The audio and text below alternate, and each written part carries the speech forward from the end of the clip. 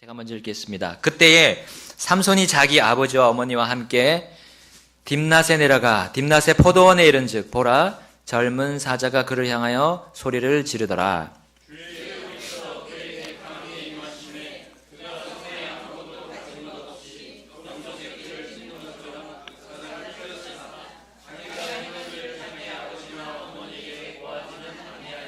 그가 내려가서 그 여자와 이야기하니 그녀가 그를 매우 기쁘게 하니라. 네.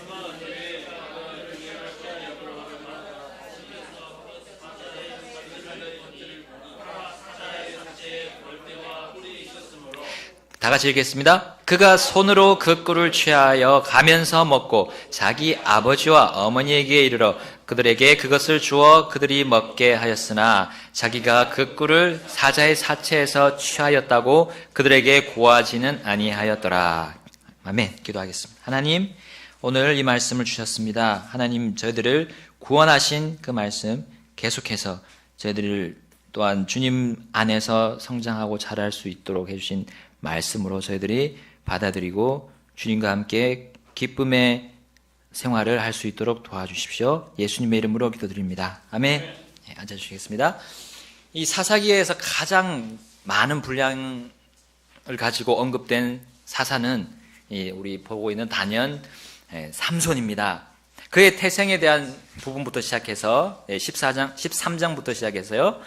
이제 마지막 그가 인생을 마감하면서 블레셋 사람들을 몰살시켰던 그리고 이스라엘을 구해냈던 16장까지 총 4장에 걸쳐서 우리는 이 사사인 삼손을 볼 수가 있습니다. 왜 하나님께서 이 삼손을 가장 사사들 중에 많은 분량으로 많은 양으로 기록하셨는지 여러분 우리 궁금합니다. 삼손을 본으로 삼으라는 뜻인 거는 확실합니다. 근데 삼손의 좋은 본을 따르라고 주신 건지 아니면 반대로 제발 삼손과 같은 삶을 살지 말라고 이렇게 주신 본인지를 우리는 두 가지 중에 하나를 선택할 수가 있습니다. 물론 두 개 다를 우리는 취해서 선택할 수 있는데요. 이제 전체적인 맥락을 통해서 보게 되면 그 후자가 좀 가깝습니다. 여러분 삼손에 대해서는 심지어 우리 하나님을 모르는 많은 사람들도 알고 있을 정도로 유명한 사람이죠. 삼손에 대한 영화나 만화나 이런 부분들이 많이 나와 있습니다. 근데 우리 일반적으로는 삼손은 정말 우리나라의 그 옛날에 임꺽정 그런 사람처럼 막 우락부락하고 힘이 강하고 세고 막 근육맨인 것처럼 그렇게 묘사가 되어 있는데요. 근데 사실은요, 삼손은 단지 머리를 자르지 않았고 포도즙이나 독주를 마시지 않았고요. 부정한 것을 손대지 않았던 그런 나사르 사람인 것만 빼고는 일반 사람으로 우리는 보면 되겠습니다. 그는 별반 다를 것이 없는 보통 사람이었습니다. 오히려 삼손은 더 약할 수 있는, 다른 사람들보다 더 힘이 약할 수 있는 그런 환경에서 태어났거든요. 바로 블레셋의 속국 가운데서 그는 그런 상황에서 태어났습니다. 여러분, 많은 사람들은 삼손이 이스라엘을 구하고 죽은 장군, 장사 그리고 근육질의 그런 영웅으로만 알고 있습니다. 그러나 14장부터 우리 보게 되면요, 그가 사사의 일을 시작하는 그 시점을 보게 되면 그렇지 않다는 걸 또 볼 수가 있어요. 그는 많은 부분 잘못된 선택들을 계속해서 해나가는 모습을 볼 수가 있습니다. 즉 그는 사람으로서 결코 자신의 그 힘으로서 하나님의 사역 일을, 특별한 그 능력을 행할 수 없는 사람임을 하나님은 보여주시고자 하는 의도가 있지 않을까 생각해 봅니다. 아무리 좋은 환경에서 태어났을지라도 말입니다. 그의 부모들이 어땠습니까? 바로 주님께서 직접 찾아오셔서 삼손이 태어날 것을 말씀받고 또 명령까지 받았던 그런 거룩한 가정으로서 출발할 수 있도록 하나님이 좋은 환경을 주셨어요. 삼손은 그런 가정에서 태어났습니다. 그리고 정말 그 교육대로 그 거룩한 말씀을 들어가면서 삼손은 자랐습니다. 그리고 우리 13장 24절 25절에 보면 어떤 말씀까지 합니까? 우리 13장 24절과 25절 다 같이 보겠습니다. 그 여인이 아들을 낳고 그의 이름을 삼손이라 하니라. 그 아이가 자라매 주께서 그에게 복을 주셨더라. 소라와 에스다올 사이에 있는 단의 진영에서 주의 영께서 때때로 그를 감동시키기 시작하셨더라. 아멘. 그가 거룩한 가정에서 그 하나님의 주신 말씀대로 살고 배우고 그렇게 살았기 때문에 하나님께서 삼손에게 임해서 그를 감동시키기 시작하는 모습을 볼 수 있습니다. 그런데 문제가 이 삼손이 청춘 시절, 젊은 그 청년의 시절이 시작되면서 문제가 커지기 시작했습니다. 불거지기 시작했습니다. 자, 이제 나사렛 사람으로서 하나님께서 그를 부르신 목적에 따라서 그는 이제 사사의 일을 본격적으로 하는 그런 시점에 왔어요. 사사기 14장 1절부터 3절 말씀이 그가 이제 본격적으로 사사의 일을 시작할 때 그가 어떤 생각을 하고 있었는가, 어떤 결정을 하려고 했던가를 우리에게 보여주고 있습니다. 사사기 14장 1절에서 3절 우리 읽겠습니다. 다 같이 읽겠습니다. 시작. 삼손이 딥낫에 내려가 딥낫에서 블레셋 사람들의 딸들 중에 한 여자를 보고 올라와 자기 아버지와 어머니에게 고하여 이르되 내가 딥낫에서 블레셋 사람들의 딸들 중에 한 여자를 보았사온즉 이제 나를 위하여 그녀를 데려와 아내로 주소서 하니 그때 그의 아버지와 어머니가 그에게 이르되 내 형제들의 딸들 가운데나 혹은 내 온 백성 가운데 결코 여자가 없어서 내가 가서 할례받지 않은 블레셋 사람들에게서 아내를 취하려 하느냐 하매 삼손이 자기 아버지에게 이르되 그녀가 나를 매우 기쁘게 하니 나를 위하여 그녀를 데려오소서 하였더라. 그럼 바로 결혼과 함께 이 삼손은 그의 사사직이 시작되는 것이나 다름없었습니다. 인생에서 정말 중요한 결정을 내려야 하는 시기에서 삼손은 어떤 결정을 내렸습니까? 내가 딥낫에서 블레셋 사람들의 딸들 중에 한 여자를 보았은즉 이제 나를 위해 그녀를 데려와 아내로 주소서. 그 이유는 뭡니까? 그녀가 나를 매우 기쁘게 합니다. 하기 때문입니다. 여러분, 삼손은 육신적인 결혼을 결정하려고 했습니다. 하나님의 영의 인도에 따라서, 그리고 하나님이 주신 조언자의 조언을 듣지 않고요, 자기 눈에 옳은 결정을 하려고 했습니다. 세상을 사랑했기 때문입니다. 심지어 그는 부모님에게 자신의 잘못된 결정에 함께 동참하도록까지 했습니다.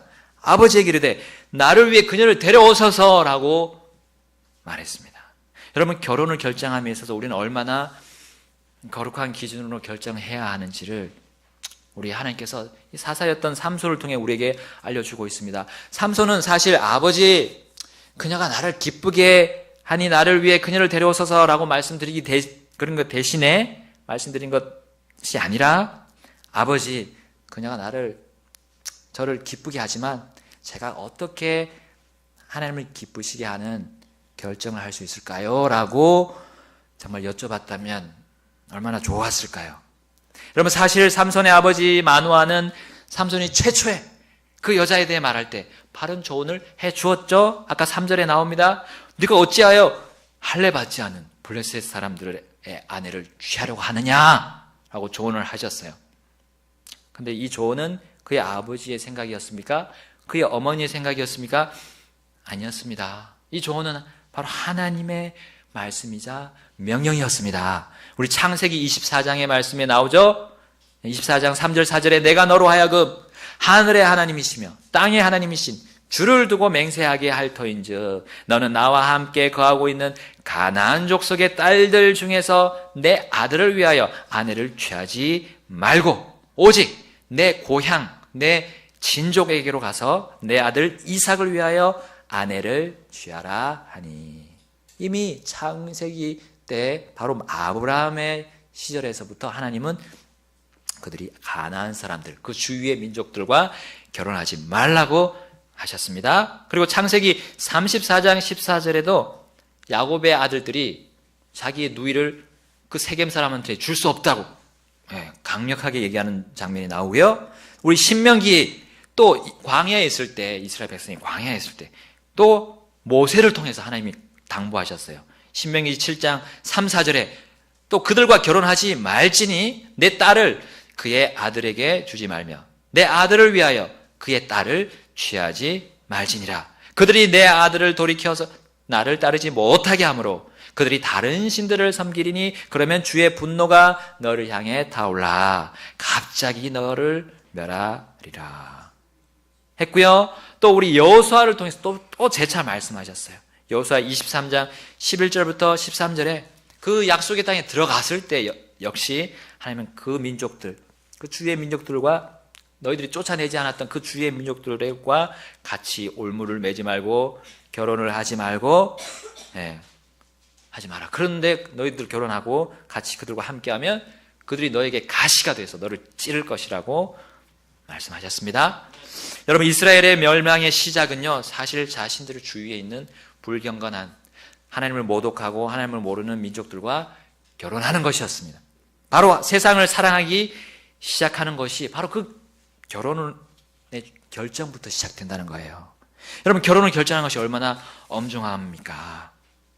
여러분, 감사하게도 근데요, 우리 주위에 우리 모두에게는 하나님께서 주신 지난 시간에 배웠던 좋은 자들이 있습니다. 좋은 자들이 주위에 너무나 많이 계십니다. 세상을 대적하여 이길 수 있는 모든 것을 주셨는데요, 하나님은요, 그 중에 뚜렷하게 우리 보이게 주신 분이 바로 우리의 부모님들입니다. 그리고요, 선생님이죠. 그리고 교회에서 목사님입니다. 우리는 또는 앞선 믿음의 영적인 선배님들도 있습니다. 성령을 따라가는 본을 보이시는 분들이 있습니다. 예수님을 표대로 삼고 쫓아가시는 분들이 바로 우리의 좋은 자들입니다. 그런데 우리는요, 종종 삼손처럼 그 좋은 자들에 가서 제가 이렇게 결정했습니다. 결정한 걸 보고할 때가 있어요. 다 결정한 뒤에 좋은 자에게 가서 통보를 하는 겁니까? 아니죠. 우리는 먼저요, 제가 이런 일이 있습니다. 이러이러한 일이 있습니다. 어떻게 하는 게 주님이 기뻐하시는 것일까요? 라고 우리는 여쭤봐야 됩니다. 진학 문제, 결혼 문제, 직장 문제, 또 우리 이사 문제들, 이런 것들, 인생에서 가장 굉장히 중요한 선택을 할 때 우리는 이렇게 하고 있는지요? 하나님의 말씀에서 해답을 찾아도 모르겠다면 우리 좋은 자들에게 달려가야 됩니다. 설사 좋은 자들이 그 분야에 대해서 잘 모른다 할지라도, 잘 모르실 것 같다고 생각할지라도 우리는 가야 됩니다. 가면요, 우리는 문제 해결할 수 있는 아주 좋은 도구를 가지고 문제를 해결해 주시는 것을 우리는 경험하게 될 겁니다. 그 도구가 무엇입니까? 바로 의로운 자의 믿음의 기도입니다.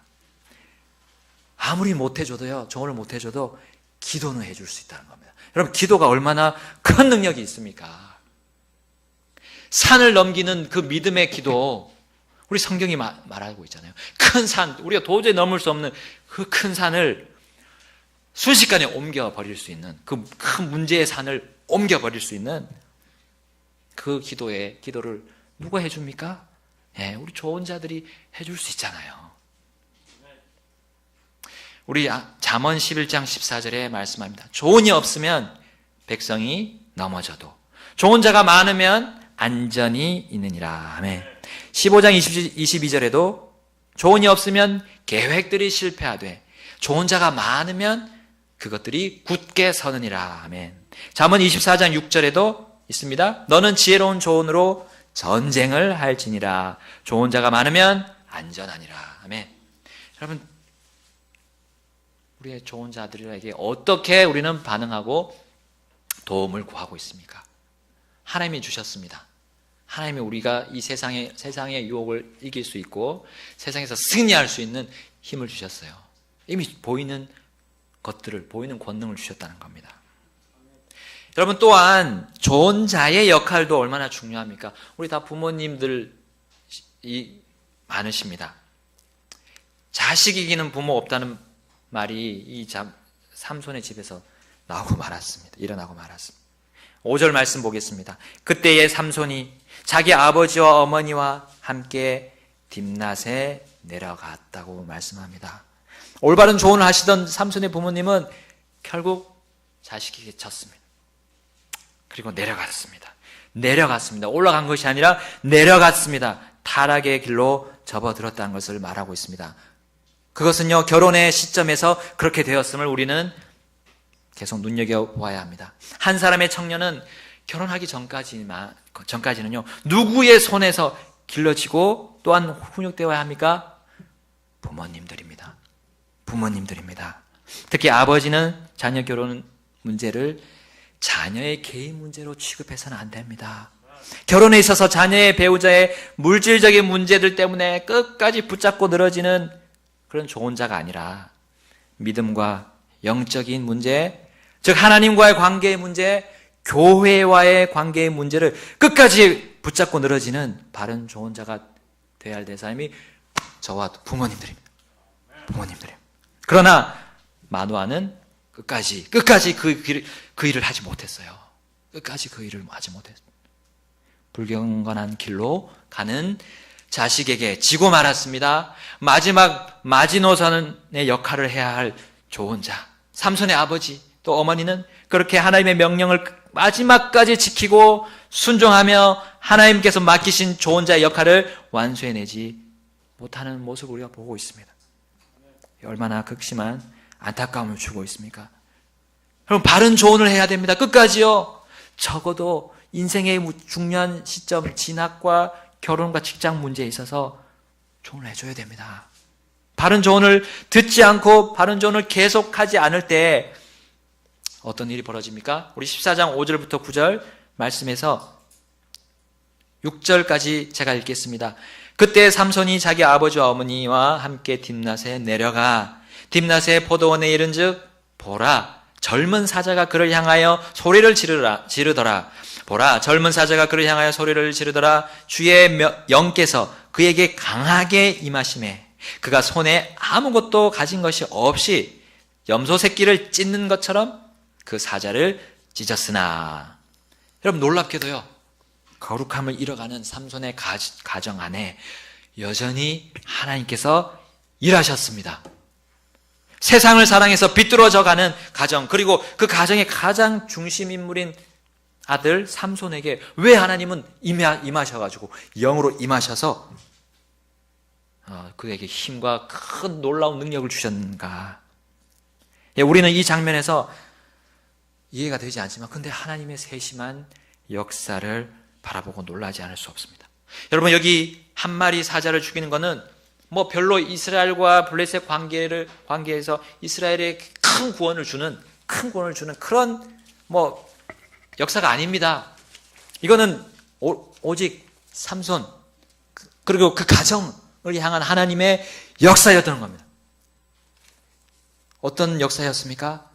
그들이 지금 가고 있는 길을 돌이키는 수 있도록 다시 한번 깨닫는 힘을 주셨던 거예요. 깨달을 수 있는 기회를 주셨던 겁니다. 주의 영의 놀라운 역사를 보고 너희들 눈에 오른 대로 하지 말고 내가 준 이 능력을 좀 힘입어서 나를 의지하라는 거 아닙니까? 하나님. 세상을 사랑하는 그 일에서 좀 돌이키라는 겁니다. 다시 말해, 결코 자신의 힘에 의지하지 말고 너의 생각에 따르지 말고 하나님의 영으로 결정하는 메시지를 듣고 좀 돌이키라는 거 아닙니까?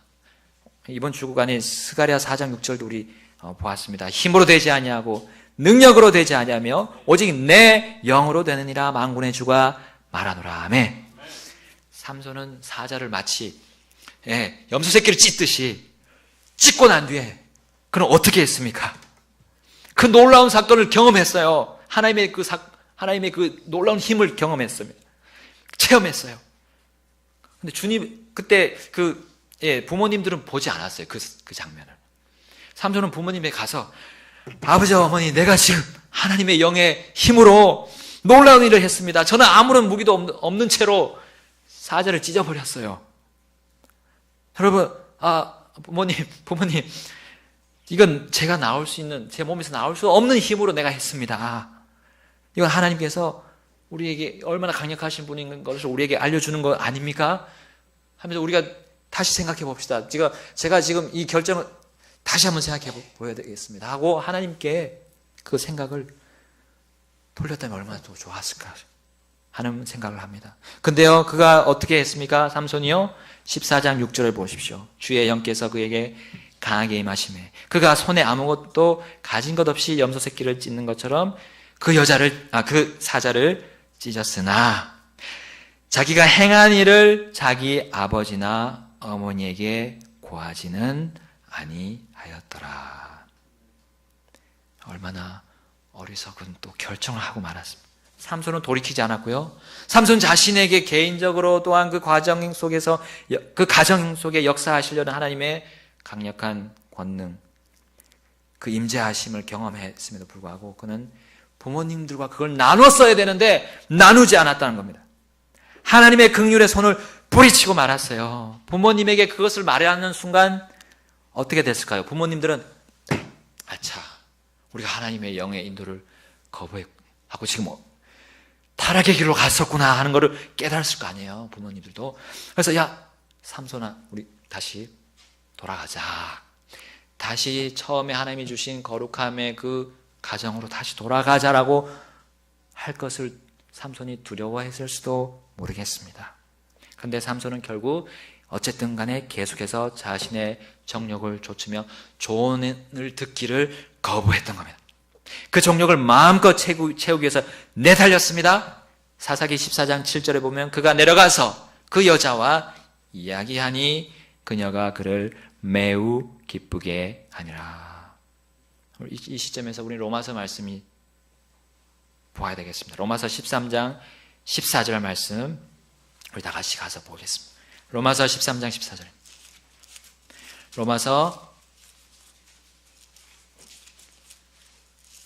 로마서 13장 14절입니다. 우리 다 같이 읽겠습니다.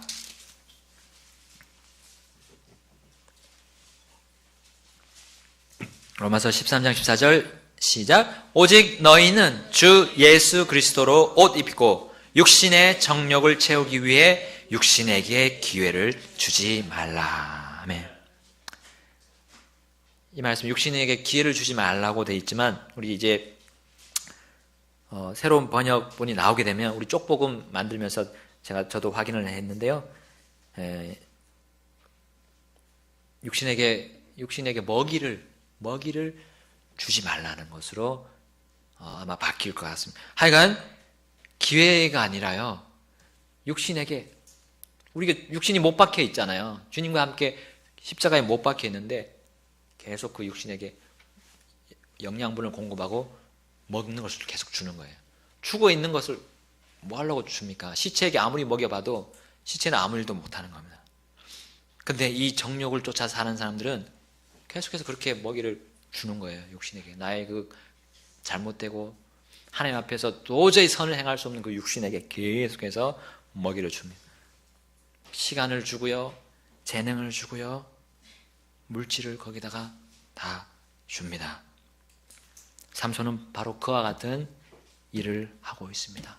육신에게 먹이를 주는 모습을 하고 있습니다. 하나님께서 주신 다시금 하나님과 동행할 수 있는 그 기회를 걷어차고 그는 어디까지 이르렀습니까? 여러분, 사실 하나님이 다시 한번 기회를 주셨습니다. 삼손에게요. 이 두 번째로 이제 삼손이 부모님들과 그 블레셋 여자를 만나러 갈 때였습니다. 이제 두 번째로 가는 거는 이제 약혼하러 가는 겁니다. 아니요, 결혼하러 가는 것 같아요. 결혼이 성사되는 지경에까지 가는 그 길목에서 삼손이 옛날에 자기가 찢었던 사자를 보고 싶은 겁니다. 네.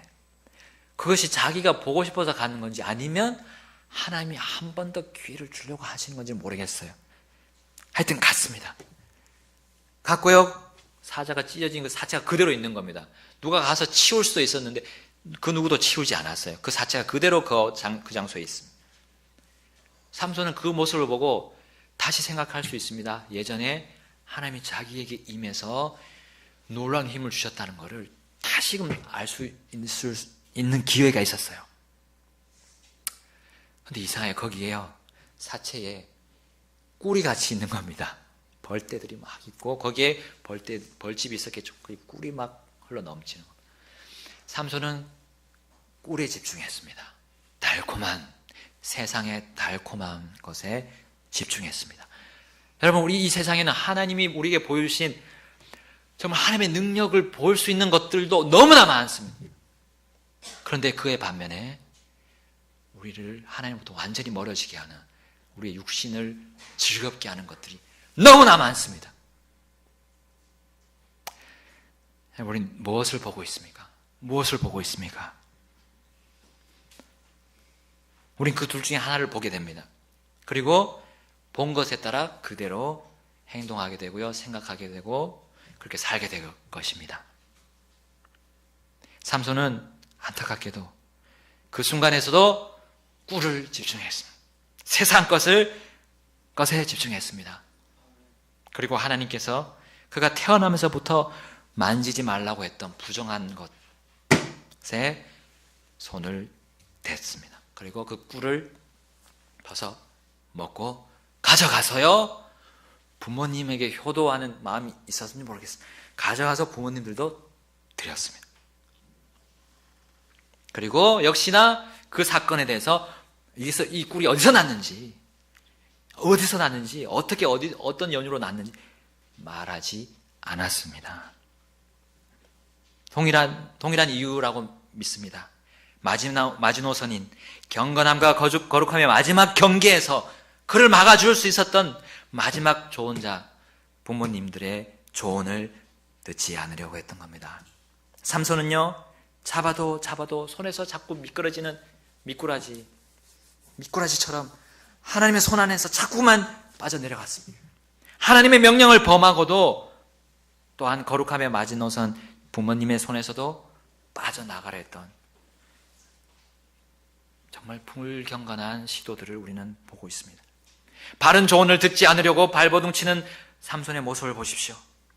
여러분, 바로 이 사람이 이스라엘을 구원할 사사입니까? 그렇습니다. 사사입니다. 믿음직한 장군입니까? 그렇습니다. 그가 믿음직한 장군이었습니다. 여러분, 믿음의 경주를 우리가 달려갈 때 삼손과 같이 우리 역시도 얼마든지 넘어질 수 있으면 우리는 잊지 말아야 됩니다. 선줄 알거든 넘어질까 조심하라고 했습니다. 근데 삼손은 믿음의 선배 대열에 들어 있습니까? 들어 있습니다. 삼손, 입다와 삼손 다 들어 있잖아요. 여러분, 우리 주님도 우리에게 명령하신 말씀들이 있습니다. 우리도 자꾸만 그 반대로 나가려는 육신의 완악함이 있음을 주님은 상기시켜 주십니다.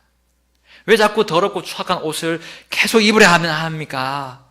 하나님은 벗겨주시려고 갖은 애를 쓰고 계시는데 여러분, 왜 그 옷을 우리는 계속 입으려고 합니까? 심히 안타까운 심정으로 하나님은 지금도 우리 옆에 계십니다. 우리는 왜 그걸 느끼지 못합니까? 육신 안에서 계속 젖어서 살기 때문입니다. 계시록 3장 20절에 말씀합니다. 보라, 내가 문에 서서 두드리노니 누구든지 내 음성을 듣고 문을 열면 내가 그에게로 들어가 그와 함께 만찬을 먹고 그는 나와 함께 먹으리라. 우리는 주님과 함께 만찬을 먹고 나눠야 됩니다. 세상과 만찬을 먹는 일은 없어야 합니다. 달콤한 꿀과 같은 세상의 것들이 널려 있습니다. 우리는 그것을 보고 들으며 알고 익히고 즐기면서 외우고 암송할 정도로 우리는 흥얼거립니다. 그런데요, 반면에 주님의 것들을 알고 익히고 즐기고 외우고 암송하는 일은 없다면 우리는 지금 나 자신의 믿음을 점검해야 될 겁니다.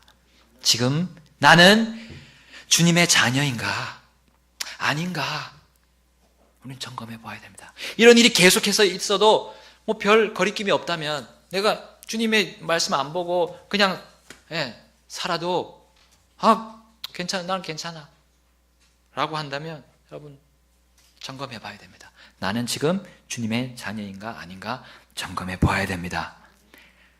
그래서요, 그렇게 해서요, 점검해서요, 빨리 나와야 됩니다. 빨리 나와야 됩니다.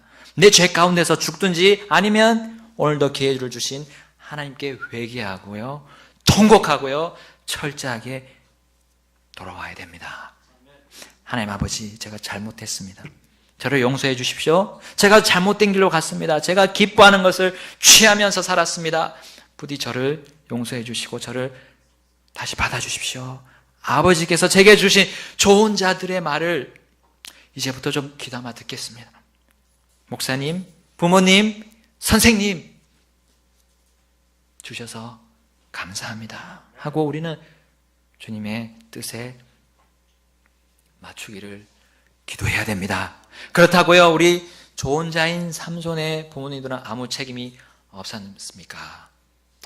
우리 사사기 14장 10절에 보면 이처럼 삼손의 아버지가 그 여자에게로 내려가매 삼손이 거기서 잔치를 베풀었으니 젊은이들이 그리하곤 하였더라. 삼손이 내려가다가요, 분명히 혼자 어디를 다녀오고 또 이상한 꿀도 가져와서 이게 선심 쓰듯 드시라고 할 때 좋은 자인 부모님들은, 그 삼손의 부모님들은 왜 삼손에게 아무 말도 하지 않았냐는 겁니다. 이제 삼손은 이제 결혼할 나이고, 자기가 알아서 이제 결정할 수 있는 힘이 있지 않냐. 내가 이래라 저래라 자꾸, 요즘에 또 어떤 생각으로 사느냐, 이렇게 해야 될 잔소리 할 때가 아니지 않느냐라고 생각하면 우리는 큰 착오를 범하고 있는 겁니다. 큰 착오를 범하고 있는 겁니다.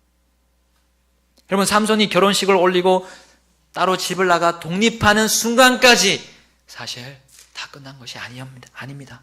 좋은 자들, 부모님들의 역할이 다 끝난 것이 아닙니다. 마노아는 계속해서 삼손과 대화하려고 노력해야 하고 시도해야 됩니다. 시도해야 했습니다. 어디 갔다 왔냐? 옷에서 이상한 냄새가 나네. 왜냐하면 사자하고 뒹굴었잖아요. 뒹굴었을 거 아니에요. 만졌을 거 아니에요. 짐승의 그 냄새, 우리 동물원 가면 다 맡을 수가 있습니다.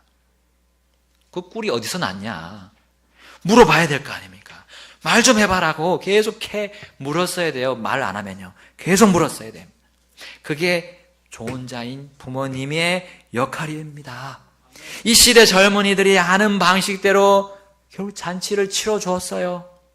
하나님을 믿지 않을 뿐만 아니라 신성모독하는 그 블레셋 사람들과 함께 잘 지내려고 내려간 그 부모님, 우리는 경고로 받아들여야 될 것입니다.